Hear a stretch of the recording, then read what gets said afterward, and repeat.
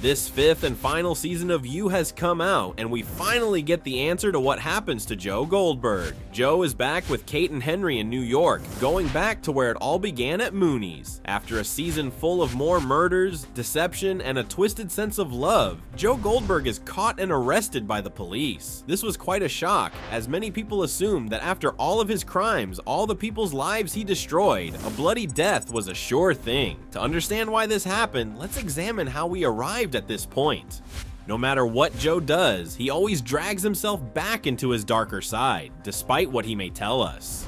We also know that he cannot stay content in any relationship he is in, regardless of how accepting or loving they are of him. This is where Bronte comes in. Joe meets her when she is breaking into Mooney's to read the rare books that are collecting dust. Naturally, Joe takes the fact that she knows a couple of book quotes to mean that she is the one for him. Their relationship blossoms as his old one withers, just as they always do. It seems like Joe will yet again get away with all of his horrors. That is, until the twist about Bronte is revealed. The entire time, she had been lying to Joe, knowing precisely who he was, and pretending to be in a relationship with him in order to gain his trust. This was all to get revenge for her former TA, Guinevere Beck. While she spends the entire season slowly making her way into his life, she still nearly fails. Luckily for her, Joe's luck does run out as the police arrive just in time, arresting him and putting an end to his story.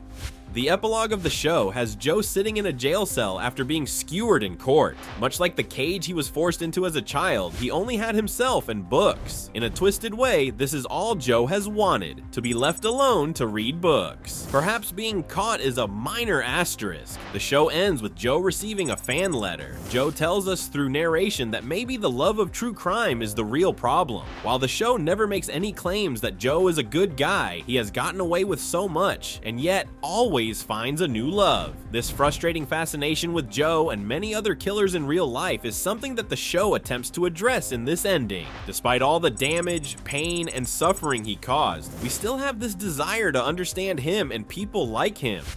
Maybe life can finally return to normal.